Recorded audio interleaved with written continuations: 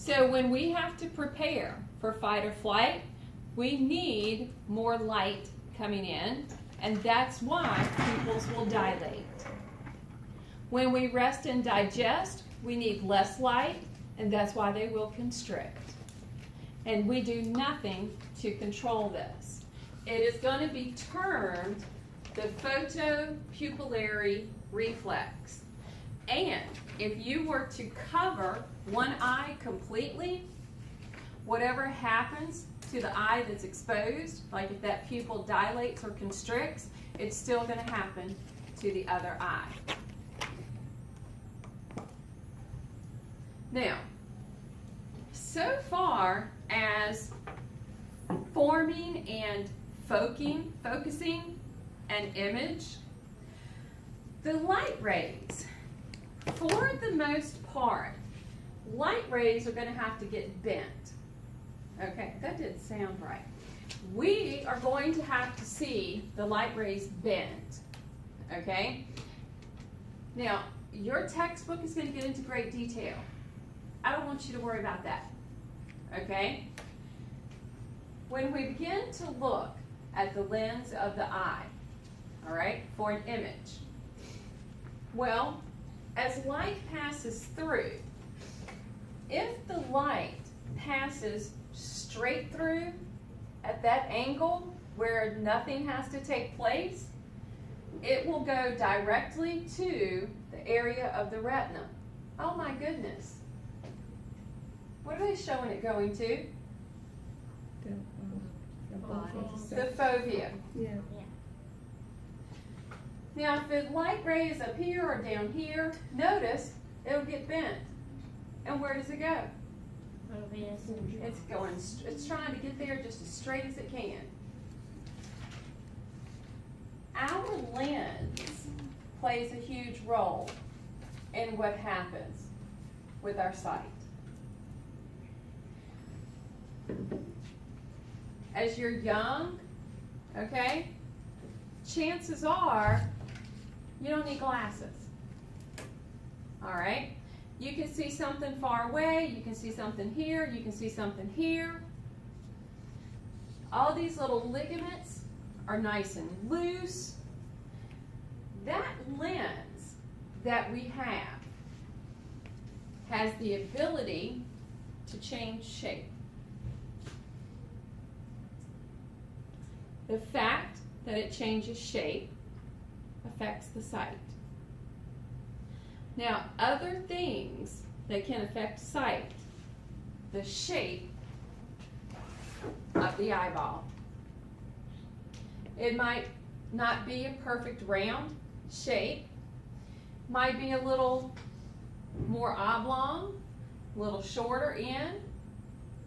So the lens and the shape of the eyeball play a huge role in sight, in vision that we think about. So when we think about vision, when we don't have to strain at all, okay? And all you have to do is just look at something. It's called emmetropia. Your eye is relaxed, it's focused. It's usually an object more than 20 feet away. Now, my chart right here. Follow me, Isaiah.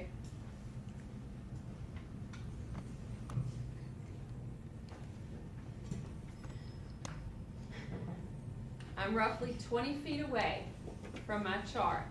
Jessica, you're about the same amount. What's the lowest line you can read? D, E, F, G, T, E, C, maybe? One above the green line. Get out of here. Really? I think that's right. It looks like D, E, Yeah. F. You wanna know which one I can read? T-O-Z. Really? I think that one below it, the yellow letter's a D. I can see that. It looks like a D. It's a L. Which one?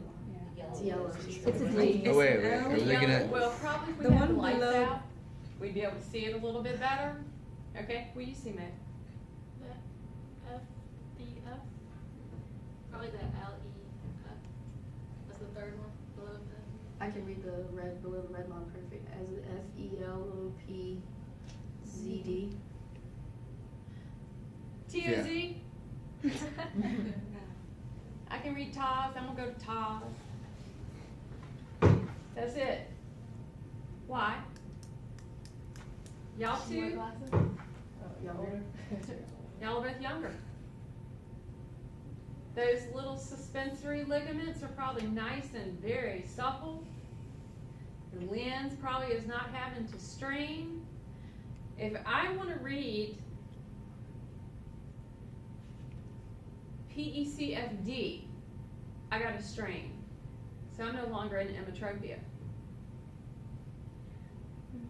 That's not 2020, is it?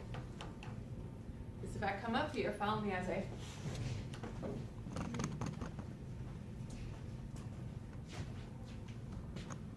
If I come up here, that's 2070. Now, y'all were reading down here. Guess what that was? 2020. My eyes are no longer relaxed at that point. So our vision is heavily dependent on the ability of the lens to change shape. So if we begin to think about having to adjust vision, okay, if I'm going to do this number, do y'all remember being told as a kid that don't do that because your eyes are going to get stuck like that? Okay, that's convergence. Okay, if I begin to like have to do this, which for me now, okay, to be able to read this has become this. Okay, for y'all it would probably still be comfortable. Okay, but see, for me, I got to strain because the shape of my lens is not going to do accommodation that yours would. And so what happens? Jill? What? I just saw you. I'm testing myself as you're doing it. I can have see to- it, but I like to see it. I have to do this number. Yeah, I'm Okay? doing this. And I have to be like, and see, not only that, sure, y'all, can y'all see the lines? Yes. Okay? So these are my bifocals. My trifocals are in my purse. My sunglasses are bifocals. Now, okay, so that's 3 pair, right? Okay? This, all right, so I got this pair that's bi, all right, that has the vision for right here at a computer and then up close, okay? My sunglasses in my car have the bifocals, and the top one is for far vision. The lower one is for vision like right here. I have the pair beside my bed, okay, that's bifocal, that is for far vision and up close vision, okay? And then I got the pair I carry in my purse, which are my trifocals and have all the visions. 4, count them, 4 pair. Now, this ability Is that of- progressive lenses with all that? Well, they're progressive if you don't have the lines. I can't do progressive because I kind of get sick. You know, it kind of makes that equilibrium thing. Okay, so I got to have the lines. So when we are taking in all of this stuff for vision, this is what we have to do. We have to take the light energy and convert it into an action potential. Now, this means we need to pay attention to the cellular layout of the retina. Your textbook is going to get into great detail, all right? And it's going to talk about all this stuff that'll happen with the rods and the cones and night vision, day vision, blah, blah, blah. I'm trying to keep it as simple as possible. Now, let's look at our picture, okay? This would be the direction of light coming in. So if this is the direction of my light, that means it's going to hit on the retina at the back of my eye, correct? So this is my cellular makeup of my retina.